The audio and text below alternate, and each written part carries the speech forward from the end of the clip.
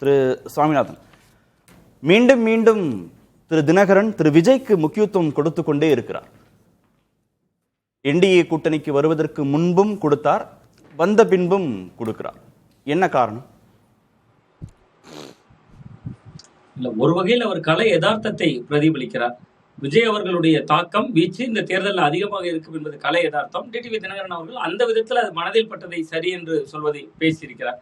இன்னொன்று, அதிமுக கூட்டணியில் தன்னோட முக்கியத்துவத்தை வெளிக்காட்டுவதற்கும் விஜயனுடைய முக்கியத்துவத்தை சொல்ல வேண்டிய தேவை அவருக்கு இருக்கு. அதிமுக கடந்த சட்டமன்ற தேர்தலில் கிட்டத்தட்ட ஒரு 21 தொகுதிகளில் தென் மாவட்டமும் டெல்டா பெல்ட்டும் சேர்த்து அமமுகவால் தோல்வி அடைந்தது. இந்த முறை தான் உள்ள சென்றிருக்க சூழல்ல அது அதிமுகவுக்கு எவ்வளவு முக்கியத்துவம் வாய்ந்தது அப்படின்னு சொல்றதுக்கு அவருக்கு ஒரு வலுவான காரணம் வேணும். சோ இங்க பாருங்க, வெளியில களத்துல விஜய் ரொம்ப வீரியம் பெற்று வர்றாரு.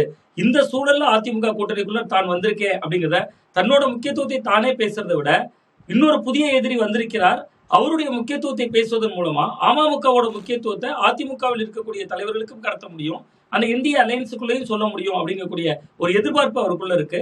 பட் நிச்சயமா அவர் கலை யதார்த்தத்தை தான் குறிப்பிடார். விஜயகாந்த் அவருடைய தாக்கத்தை விட கூடுதலான தாக்கத்தை நிச்சயமா விஜய் ஏற்படுத்துவார். அந்த வகையில் அவருடைய கூற்று மிக மிக ஒரு சரியான பார்வையை தான் முன்வைக்கிறார் அப்படின்னு தான் தோன்றுகிறது.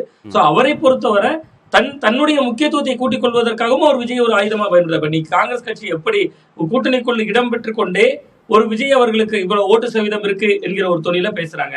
பாஜக அதிமுக கூட்டணிக்குள்ள இருந்து கொண்டே தமிழிசை சவுந்தரராஜன் அவர்கள் விஜய்க்கு 15% ஓட்டு வங்கி இருக்குன்னு தமிழிசை சவுந்தரராஜன் அவர்கள் பேசுறாங்க.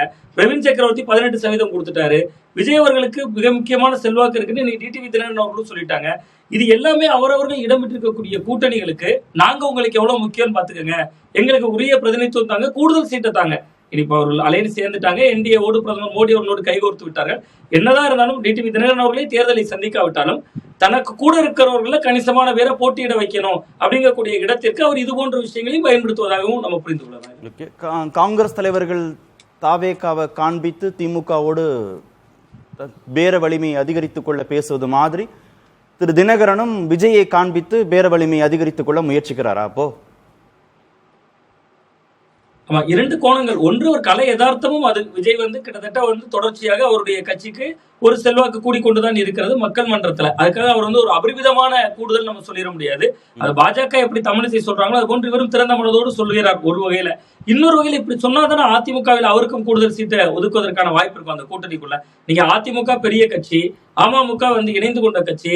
அப்ப அமமுகவுக்கு இத்தனை சீட்டுகள்னு ஒதுக்குவதற்கு முன்பு பாருங்க, விஜய் வளர்ந்து விட்டார், தென் மாவட்டங்கள்ல டெல்டா பெல்ட்ல எங்களுக்கு கூடுதல் முக்கியத்துவம் தாங்க, அப்படி இல்லாத சூழல்ல நீங்க குறைவான தொகுதிகள் எங்களுக்கு தந்தீங்கன்னா அது கூட களத்துல பாதிக்குங்கிற செய்தியை கடத்துவதற்கும் நிச்சயமா விஜய் அவர்களை ஒரு கேடயமாக பயன்படுத்துவதற்கான இன்னைக்கு எல்லா கட்சிகளுக்குமே விஜய் அவர்கள் ஒரு ஆயுதமாக தெரிகிறார். அந்த வகையில தான் டிடிவி தினகரன் அவர்களும் அதை பயன்படுத்திக் கொள்கிறார். அரசியல் என்பது அதிமுக தலைவர்கள் விஜயை விமர்சிக்கிறாங்க, அதிமுக தலைவர்கள் விஜயை விமர்சிக்கிறாங்க, பாஜக தலைவர்கள் விஜயை விமர்சிக்கிறாங்க, என்டிஏ கூட்டணியில் இருக்கக்கூடிய மற்ற கட்சி தலைவர்களும் விஜயை பொருட்டா மதிக்காம கடந்து போகணும்னு தான் நினைக்கிறாங்க. ஆனா விஜய் 100% தாக்கத்தை ஏற்படுத்துவார், 60% வேகத்துல தான் திரு விஜயகாந்த் வந்தார், புயலை போல வருவார்னு அவர் சொல்றதுக்குல்ல, அது தங்களுடைய கூட்டணிக்குமே பாதிப்பு தானே. அதை உணர்ந்துதான் திரு தினகரன் பேசுறாரா? இல்ல, அவர் இரண்டு கோணங்க நான் உங்களுடைய நேர்காணலே பார்க்கிற பொழுது. ஆனா அவர் என்ன சொல்றோம்னா, விஜயனுடைய தாக்கம் திமுக கூட்டணிக்கு மட்டும்தான் இருக்கும்னு அந்த பந்தை திருப்பி விடுகிறார். பட் அந்த இடம் அவர் அதை ஒரு சாவகமாகவும் பயன்படுத்துகிறார். தனக்கேற்றது போன்று ஒரு லாவகமான விஷயத்தையும் அதற்குள்ள திரித்துக் கொள்கிறார். ஆனா அதை விட முக்கியமா நீங்க விஜயை பலசாலின்னு டிடிவி தினகரன் அவர்கள் பேச வேண்டிய சூழல் இன்னைக்கு ஏன் வந்திருக்கு? நீங்க ஒரு எதிர்கட்சிகளை இப்ப எடப்பாடி பழனிசாமி அவர்கள் தொடங்கி அந்த ஐடி விங்கு தொடங்கி பலரும் எதிர்க்கிறாங்க, விஜய் வீரியமாக எதிர்க்கிறாங்க. சோ இந்த சூழல்ல எப்படி காங்கிரஸ்குள்ளே இருந்து கொண்டு பிரவீன் சக்கரவர்த்தி விஜய்க்கு 18% கொடுத்தாரோ அதே போன்றுதான் இது. விஜய் என்பது ஒரு சூறாவளி 100 கிலோமீட்டர் வேகத்துல வருது அப்படின்னு சொல்லுகிற பொழுது அது அதிமுகவுடைய வேகத்தை கொஞ்சம் மட்டுப்படுத்தும். இதற்கு பின்னால் இவர்களுக்கு கூடுதல் சீட்டு நிச்சயமா அமமுகவுக்கு கணிசமான தொகுதிகள் வேண்டும் என்பது போன்ற விஷயங்கள் இருக்கலாம். இன்னொன்று, அவர் அழுத்தம் இல்லை என்று தொடர்ந்து சொல்கிறார். இன்றைய நேர்காணல கூட எனக்கு எந்த விதமான அழுத்தமும் எங்கிருந்தும் தரப்படலைங்கிறார். பட் அவர் மனதுக்குள்ள இருக்கக்கூடிய விஷயங்கள் தன்னை மீறி சில நேரம் வெளிப்பட்டு விடுகிறதோ என்று தோன்றுகிறது. அவர் ஒருவேளை அமமுகவை தாவேகாவோடு கூட்டணி சேரலாம் என்று கூட நினைத்திருக்கலாம். அவர் தொடர்ந்து பல சிக்னல்கள் கொடுத்திருந்தார். தாவேகா தரப்புல இருந்து எந்த சிக்னலும் திருப்பி வரல. தாவேகாவுக்கு பலரும் சிக்னல் கொடுக்குறாங்க, பட் தாவேகா தரப்புல இருந்து யாருக்குமே பதில் சிக்னலே கொடுக்கல. அது ஒரு மிகப்பெரிய ஒரு விஷயமாகத்தான் சென்று கொண்டிருக்கிறது.